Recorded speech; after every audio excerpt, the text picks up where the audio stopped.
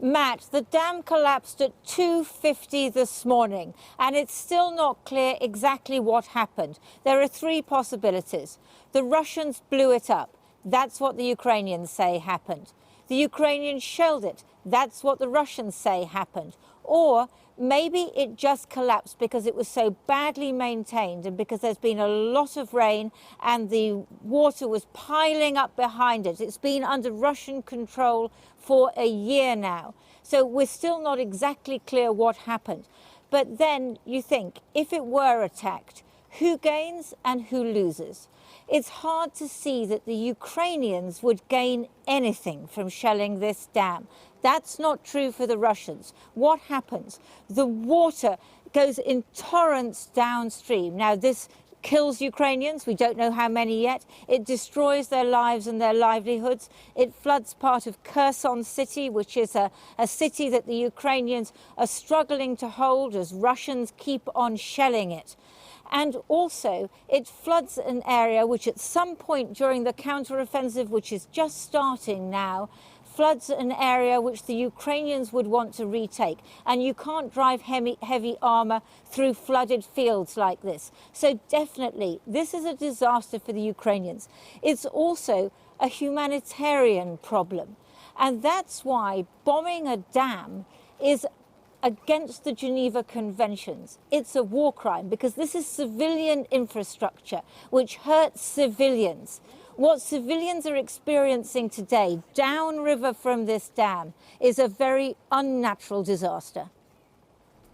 The water breached the Nova Kakhovka hydroelectric dam with unstoppable force. The vast reservoir cascading over the destroyed wall and downriver. The Kremlin called it a deliberate act of sabotage by Ukraine. But the Ukrainians say the Russians had mined the dam, which is in an area they've controlled for more than a year. It's physically impossible to blow it up somehow from the outside by shelling. It was mined.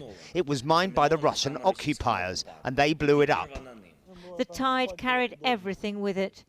Who knows if the people inside managed to get away in time?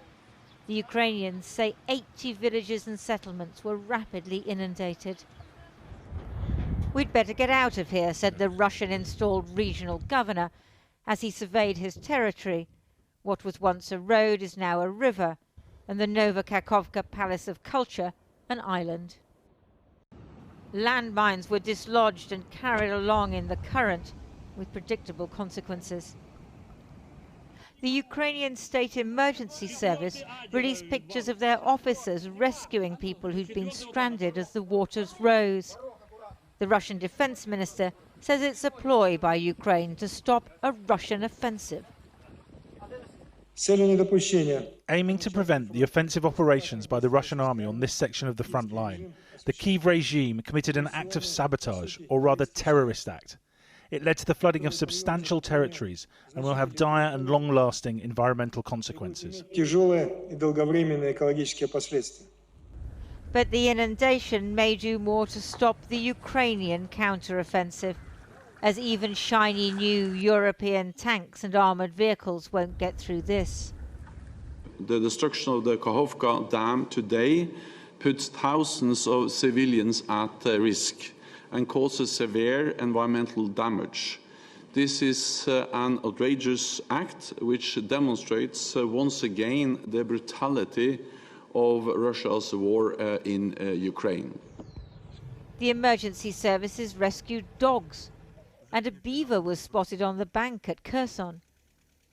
But this is a setback for Ukraine as it starts its new campaign to regain the initiative and try to push Russia back to the border. Now, the long-term consequences of this, both in military and human terms, are not yet clear, because today it's just a question of scrambling to save lives and livelihoods, although many livelihoods will have been destroyed. The Russians say that potentially it could harm Crimea because some of their drinking water comes from there. But then they said they do have enough in their reservoirs at the moment. Another issue is the Zaporizhzhia nuclear power plant. Now, it is downstream from there, and the water from this river is important for cooling the plant. But the IAEA, that's the International Atomic Energy Authority, has given reassurances that at the moment the reservoirs there are full, the cooling is continuing, and at the moment there is no immediate problem.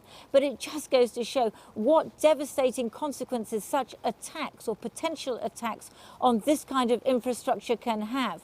This is a country with huge dams. It's a developed country. It's got nuclear power plants. These things are always in danger, and at the moment it seems in play in this war. It's not just a question of getting shot.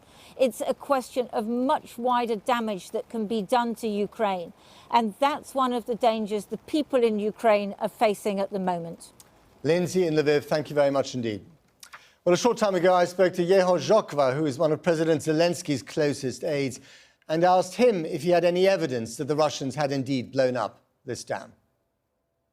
Well, exactly at 2:50 a.m., there was a huge blast, which was absolutely caused by no other means than the pre-mined territory of the machine hall. I mean, you know, the Kakhovka power plant was occupied as long as in March last year. They got the control over the power plant, they got the control over the personnel, and they were controlling the station all the time. And obviously, the character of the damages of the dam, which everyone sees today, could only be caused from the blast from within, not any outer shellings as they speculated, or other possible means. It was a pre-planned terrorist attack. We immediately started to evacuate people on our controlled territory. More than 17,000 are already being evacuated. But what is going on the uncontrolled part, where still more than 25,000 people are staying,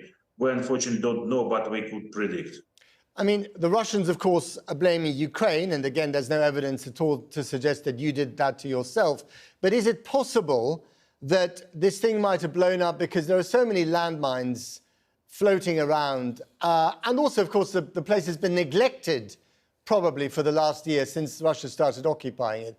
No, once again, the character of the damages, the technical aftermath of the damages clearly show that it was a huge, severe pre-planned blast.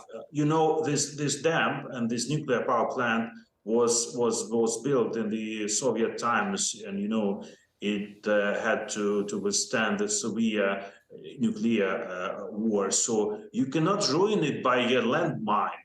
How big is the economic damage, then, of all those areas that have now been flooded to your agriculture? Well, difficult to predict as of now, but definitely the number of harvests, the figures will be much less and down. And you know that southern area of Ukraine is one of the areas with one of the best black soil, which is one of the best in the world. So unfortunately, we can only evaluate the aftermath, the economic aftermath, several days after, because the water has to go down. And when the water will go down, we will see the real aftermath of the disaster. But the whole international community should unite against around the counteroffensive of Ukraine and to help us to win this war. On that counter-offensive, there's been a lot of talk about it, of course. There's, you know, a lot of evidence that it's actually underway as we speak. Are you afraid in Kyiv, at the heart of government, that your last counter-offensive in the northeast was so successful that expectations have been raised almost impossibly about this particular counter-offensive, and that if it's not as successful, then there'll be political consequences for you in Western governments? We are no longer afraid of anything. And, you know, I will definitely not comment you on what we planned during the counteroffensive, but right you are. During the last second half of last year, we managed to liberate almost 50% of the territories captured by Russian Federation. We will plan, we will do, we will deliver. But can you repeat your success of last year, do you think, with all this new equipment that you have? You should believe that Ukrainian armed forces can do, you know, sometimes much more than any army in the world can do. We count on the support of the Western countries in terms of weaponry, which is needed for counteroffensive artillery, ammunition, armored vehicles and tanks. And we will have the same unity we are having for the last period of time. We'll definitely win. And what's the time frame here? I mean, will this take weeks or months? I will never tell you any timetables. Let's comment on everything when it happens. Okay, Igor Zhokova, thank you very much indeed. Thank you. Well, as you've seen in our earlier report, much of Kherson, which was liberated by Ukraine late last year, has been turned into a giant lake. One woman who lives there has been filming for us as the floodwaters have started to engulf the city. She said that the Russian military is continuing to shell Kherson even as residents try to flee. Pork O'Brien has this report.